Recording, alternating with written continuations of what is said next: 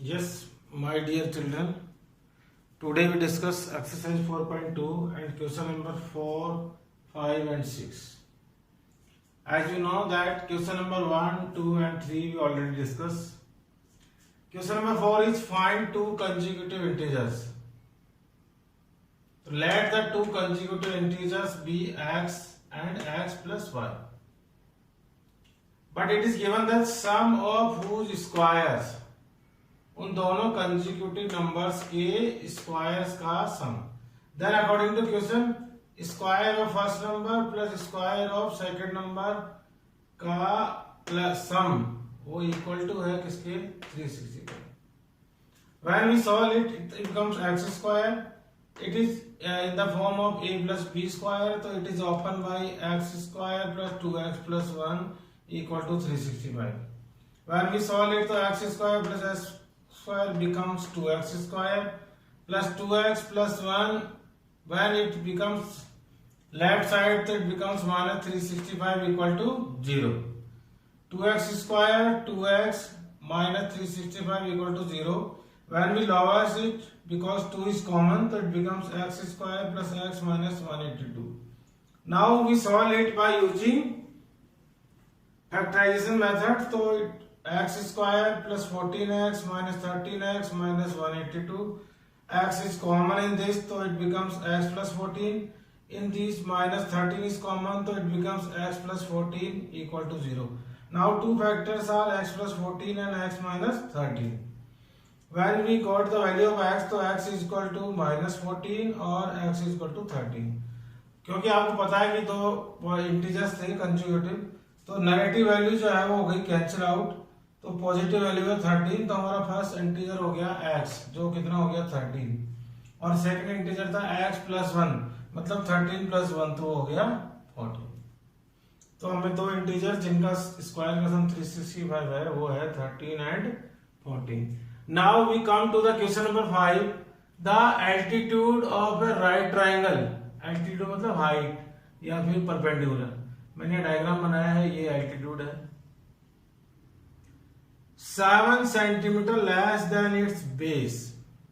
Question में दिया हुआ है कि किसी राइट ट्राइंगल की एल्टीट्यूड 7 सेंटीमीटर लेस है, 7 सेंटीमीटर कम है उसके बेस से. तो let the base of the right angle triangle is x.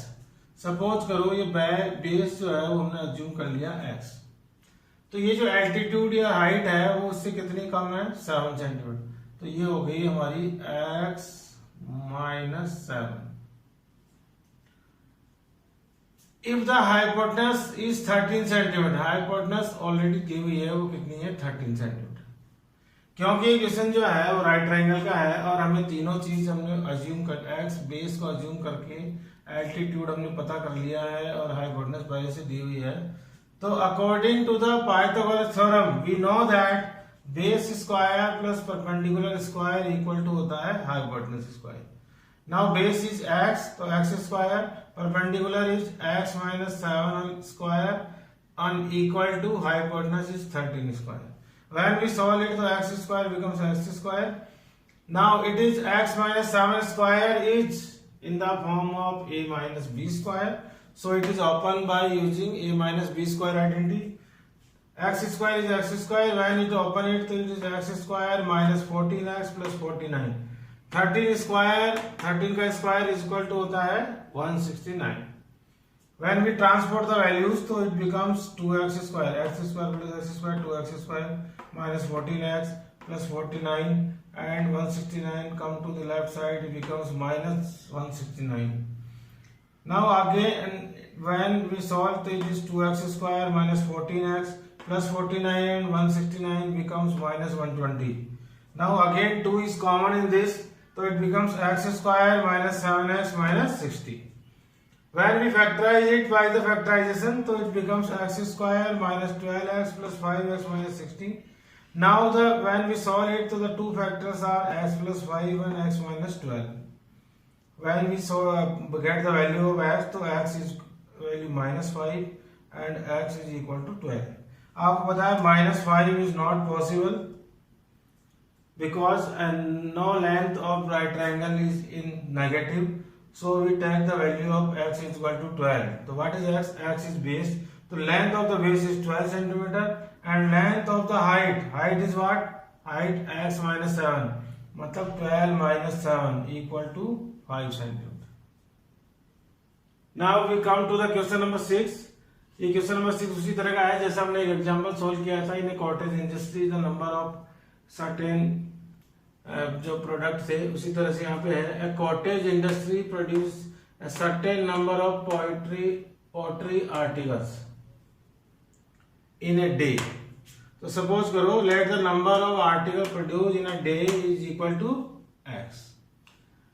It was observed on a particular day that the cost of production of each article was 3 more than twice the number of articles produced on that day. Number of articles कितने हैं? x. और उन articles की जो cost है उसके लिए दिया हुआ है कि 3 मोर देन ट्वाइस. तो ट्वाइस कितना हो गया इसका 2x और 3 मोर देन कितना हो गया +3. तो कॉस्ट कितनी हो गई 2x + 3. Now in the last, if the total cost of the production on that day was ₹90. आपको पता ही है, पहले हमने बताया कॉस्ट कैसे आएगी. Number of articles multiply by cost, तो it is equal to 90. Number of articles थे x और कॉस्ट थी उनकी 2x + 3 तो इक्वल टू 90. तो ये अकॉर्डिंग टू क्वेश्चन ये हमारी इक्वेशन बन गई. उसको जब हम सॉल्व करेंगे तो x मल्टीप्लाई बाय 2x तो it becomes 2x².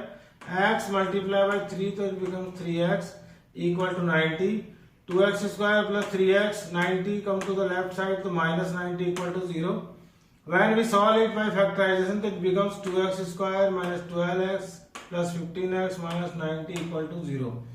In these two, 2x is common, that becomes x minus 6. In these, 15 is common, that becomes x minus 6 is equal to 0. Now two factors are x minus 6, 2x plus 15. When we got the value, so x is equal to 6. And second is x is equal to minus 15 by 2. So again we cancel out the negative values and the what is the value of x? X 6 and number of articles produced हो गए 6 क्योंकि number of articles कितने थे x. तो x की value आई है 6. तो हमारे जो number of articles produced हुए वन डे में वो कितने हैं 6. And cost of each article, cost क्या थी 2x plus 3. तो 2 multiply by x plus 3, so it becomes ₹15. I think you understood. यहाँ पे हमारी एक्सरसाइज 4.2 इज कंप्लीट. आपको अगर ये वीडियोस पसंद आया हो तो प्लीज लाइक एंड सब्सक्राइब. हाँ तो स्टूडेंट्स, आज हम डिस्कस करेंगे quadratic formula and nature of roots. ये हमारे चैप्टर 4 के 2 लास्ट टॉपिक बचे हैं. इससे पहले हम फैक्टराइजेशन मेथड हमने डिस्कस किया है. एक और मेथड है बाय कंप्लीशन ऑफ स्क्वायर, जिसके थ्रू हम सॉल्व करते हैं किसी भी क्वाड्रेटिक इक्वेशन को. और उसके लिए मैंने बताया था कि हम उसको डिस्कस नहीं कर रहे हैं क्योंकि वो अभी सीबीएसई के सिलेबस में नहीं है. क्वाड्रेटिक फॉर्मूला जो है वो होता है x = -b plus minus √b² - 4ac/2a, जिसको हम और क्या लिख सकते हैं -b प्लस माइनस √d/2a. और a, b एंड c ये क्या है तो आपको पता ही है. a is the coefficient of x², b is the coefficient of x and c is constant. This formula we use for finding the roots of a quadratic equation. और इस फॉर्मूले को इसका नाम क्या है क्वाड्रेटिक फॉर्मूला.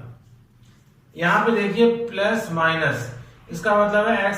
आपको पता है क्वाड्रेटिक इक्वेशन में 2 रूट होंगे, तो एक x की वैल्यू होगी प्लस √b² - 4ac/2a के साथ, और दूसरी वैल्यू जो होगी माइनस √b² - 4ac/2a के साथ.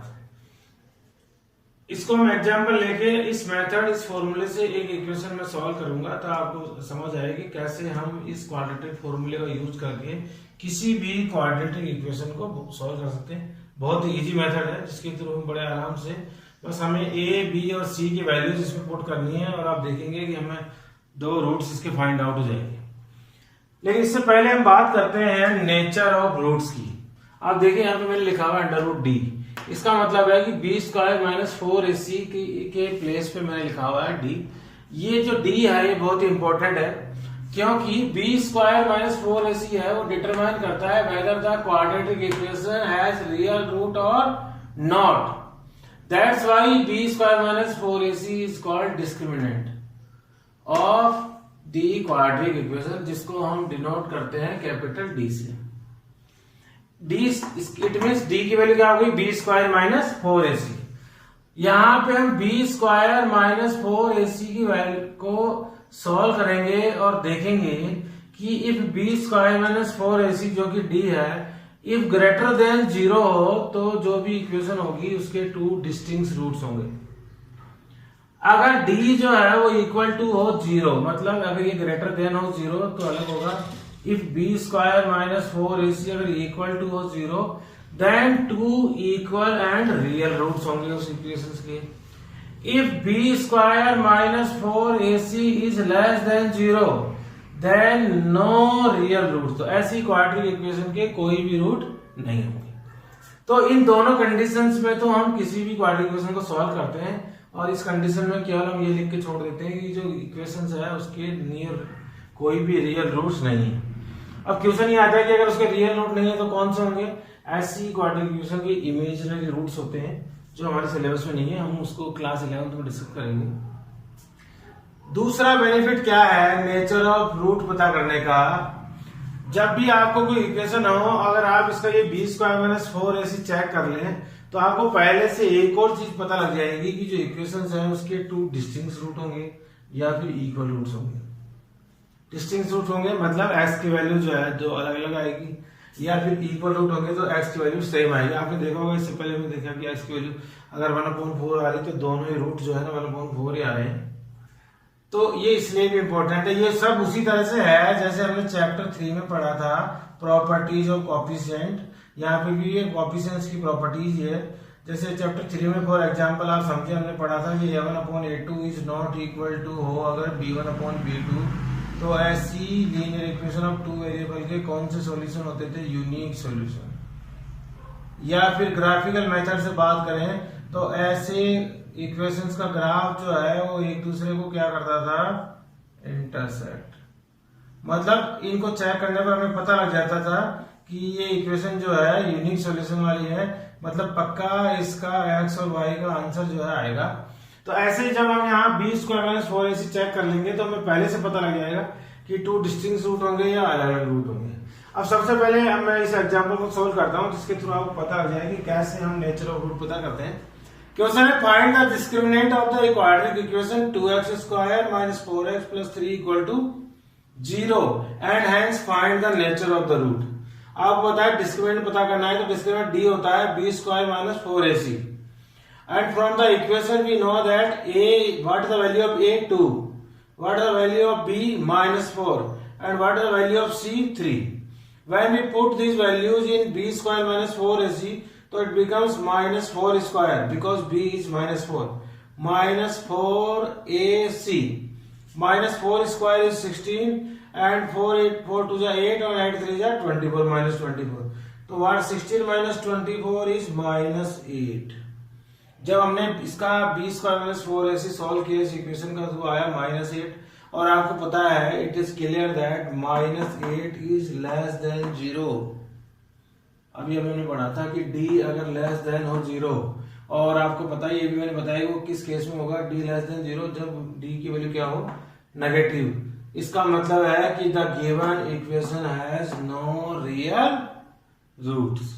तो हमें इसको आगे सॉल्व नहीं करना है, केवल इतना ही लिख देना है, क्योंकि एग्जाम में कई बार आ जाती है कि सॉल्व दिस इक्वेशन और हमें पता लगता है कि ये जो इक्वेशन है वो तो नो रियल रूट्स की है। अब हम बात करते हैं क्वाड्रेटिक फॉर्मूले की, उसको भी हमने समझा है एग्जांपल से। एक इक्वेशन है 3x square minus 5x plus 2 equal to 0। आपको पता है क्वाड्रेटिक इक्वेशन है ax square plus bx plus c equal to 0 की फॉर्म में। And again we know that a is equal to 3 and b is equal to -5 and c is 2। So B square, इसलिए मैंने कहा था फॉर्मूले में हम डायरेक्ट पुट कर सकते हैं इनकी वैल्यू, लेकिन ज्यादा अच्छा है कि सबसे पहले हम क्या चेक कर लें, B square minus 4ac। When we check B square minus 4ac तो it becomes 1।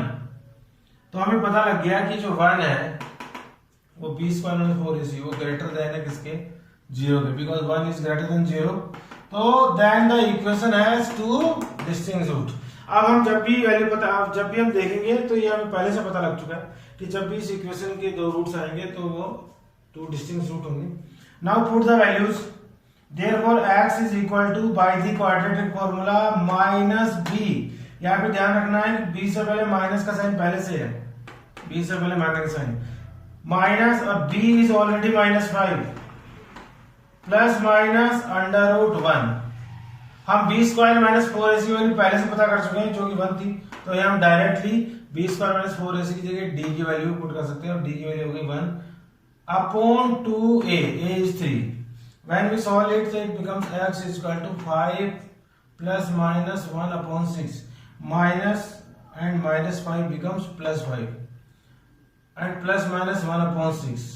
Now we find out the two roots. तो x is equal to एक बार तो हम पता करेंगे 5 plus 1 upon 6, एक बार प्लस का मान लेंगे एक बार माइनस का, तो x is equal to 5 plus 1 upon 6, तो x is equal to हो गया 1। Now in second condition x is equal to 5 minus 1 upon 6, then x is equal to 4 by 6 or it is equal to 2 by 3। तो 1 and 2 by 3 are two equal roots। It आपको समझ में आ गया होगा nature of roots क्या है, जिसके through हम नेचर भी डिफाइन करते हैं। नेचर मतलब कि the given equation have two distinct root, equal roots और नो रियल रूट्स। और नेचर हम डिफाइन करते हैं by the discriminant d, and d is equal to होता है b स्क्वायर माइनस 4ac। अब जब भी आप कोई इक्वेशन सॉल्व करें तो आप पहले उसका डिस्क्रिमिनेंट जो है चेक कर लें और उसके बाद सॉल्व करें। बहुत इजी मेथड है क्वाड्रेटिक फॉर्मूला। आई थिंक कि आपको ये अंडरस्टूड हुआ होगा। मैंने दोनों का ही एक एक एग्जांपल यहाँ पे आपको समझाया है। उसके बाद इसी क्वाड्रेटिक फॉर्मूला की हेल्प से हम सॉल्व करेंगे एक्सरसाइज 4.3 एंड 4.4। अगर आपको आज की क्लास अच्छी लगी और ये वीडियो जो आप देख रहे हैं वो पसंद आया हो तो please like and subscribe. Thank you. My dear students, आज हम शुरू कर रहे हैं एक्सरसाइज 4.3 और क्वेश्चन नंबर 2। क्वेश्चन नंबर 1 जो है सेम क्वेश्चन है जो क्वेश्चन नंबर 2 है। क्वेश्चन नंबर 1 में ये जो सेम इक्वेशंस है सारी वो सॉल्व करनी थी हमें कंप्लीशन ऑफ स्क्वायर मेथड से, लेकिन उसके लिए मैं ऑलरेडी आपको बता चुका हूँ कि वो इस साल जो सिलेबस है उसके अंदर नहीं है, तो वो आपसे एग्जाम में पूछा भी नहीं जाएगा। तो क्वेश्चन नंबर 2 सेम क्वेश्चन है और उसमें उन सारे इक्वेशंस को सोल्व करना है बाय अप्लाइंग क्वाड्रेटिक फॉर्मूला। इससे पहले जो क्लास थी हम डिस्कस कर चुके हैं क्वाड्रेटिक फॉर्मूला क्या है और उसको उससे हम कैसे सोल्व करते हैं।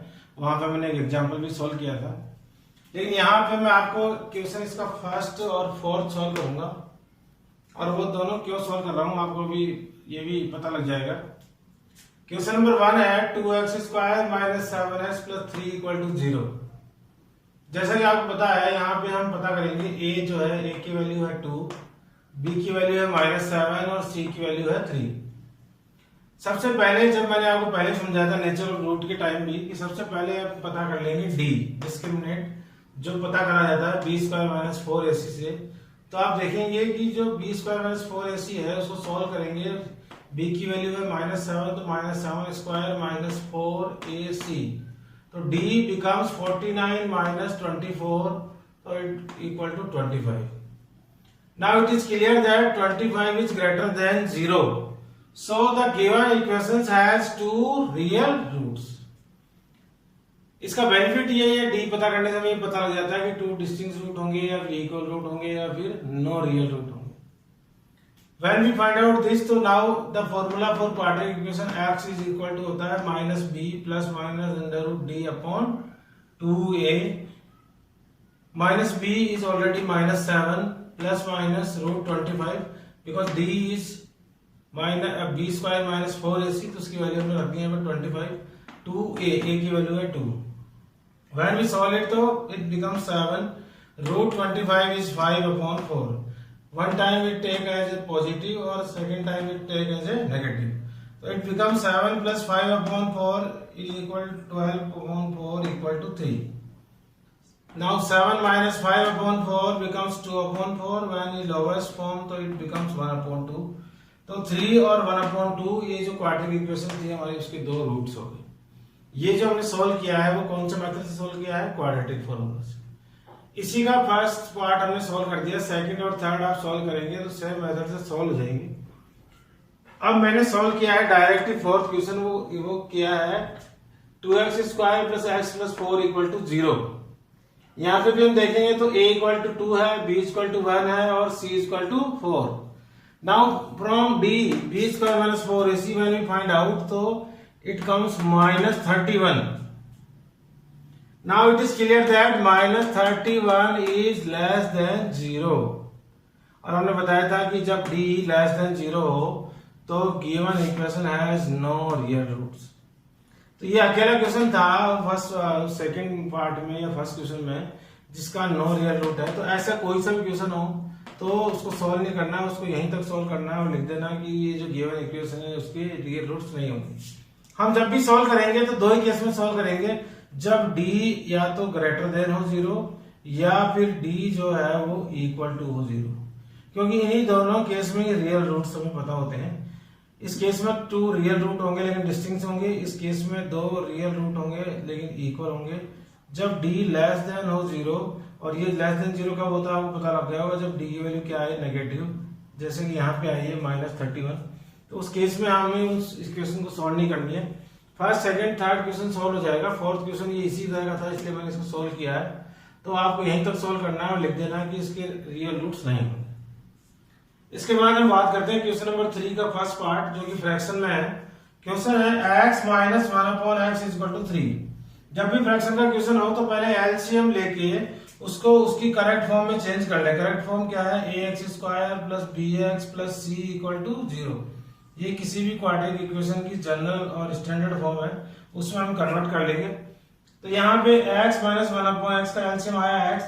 जब हमने इसको एलसीएम लेके सॉल्व किया तो it becomes x square minus 1 equal to 3। When we cross multiply 3 by x तो it become x square minus 1 equal to 3x। और जब उसको सही उसकी फॉर्म में लिखेंगे तो it become x square minus 3x minus 1 equal to 0। Now we take the values of a, b and c.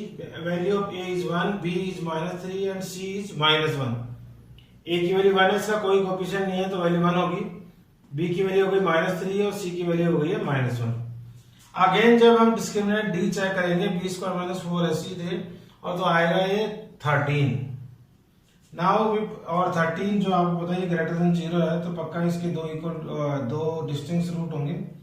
When we apply the formula minus b plus minus under root d upon 2a, so it becomes minus 3 plus minus under root 3 upon 2a equal to plus 3, because minus plus minus root 3 upon 2। तो दो root हो गए 3 plus root 13 upon 2 और दूसरा हो गया 3 minus root 13 upon 2।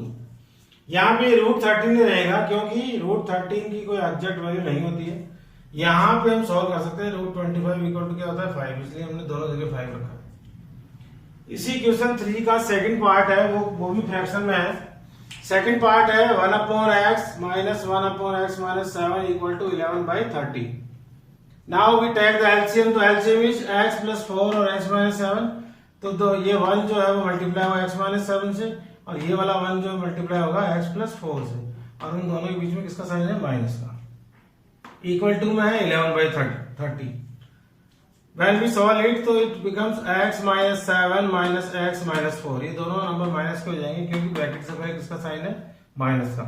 When we solve x plus 4 और x minus 7 तो it becomes x square minus 3x minus 28 और इक्वल टू में राइट हैंड में है 11 by 30। Again when we cross multiply it, before cross multiply we see that one x is positive and one is negative, so they are cancel out. Now minus 7 minus 4 becomes minus 11 and denominator है x square minus 3x minus 28 equal to है 11 by 30। Now 11 and numerator is same, so we cancel out the 11, it becomes minus 1। Now we cross multiply it has 1, so 1 is multiplied, it becomes x square minus 3x minus 28। 30 multiplied by -1, so it becomes -30. When we correct it, so it becomes x square minus 3x minus 28 minus 30 becomes plus 30 equal to 0. Now the last equation is x square minus 3x plus 2 equal to 0. और ये बन गई इसकी correct form, standard form quadratic equation में। यहाँ पे again हम पता कर लेंगे a इक्वल टू 1 है, b इक्वल टू -3 है, c इक्वल टू 2 है। जरूरी नहीं कि आप d रखें, डायरेक्ट यहाँ पे ये फॉर्मूला भी अप्लाई कर सकते हैं। मैं इससे पहले फॉर्मूला अप्लाई किया है -b/√d/2a। आप यहाँ पे b स्क्वायर माइनस 4ac लिखेंगे तो आपको सारी values b square minus 4ac यहाँ लिखनी पड़ेगी। When we solve it, तो it becomes 3 plus minus √9 minus 8 upon 2a. तो it becomes 3 plus minus √1 because 9 minus 8 is 1 upon 2. 1 का रूट होता है 1, एक बार हम पॉजिटिव कंसीडर करेंगे, एक बार नेगेटिव, तो it becomes 3 plus 1 upon 2. 3 plus 1 upon 2 equal to हो गया 4 upon 2. 4 upon 2 को सोल्व किया तो आ गया 2. 3 minus 1 upon 2 becomes 2/2 और 2/2 कैंसिल हो गया 1. तो इसके दो रूट हुए 2 और 1। इस तरह से हम बड़े आराम से, बहुत इजी मेथड है, क्वाड्रिक जो फॉर्मूला है उसको अप्लाई करके हम किसी भी क्वाड्रिक इक्वेशन के दो रूट पता कर सकते हैं। आगे हम सॉल्व करेंगे इसके आगे जो वर्ड प्रॉब्लम्स है वो। तब तक के लिए थैंक यू, गुड बाय, पढ़ते रहें। और अगर ये वीडियो आपको अच्छा लगा और पसंद आया तो कृपया लाइक और सब्सक्राइब करें।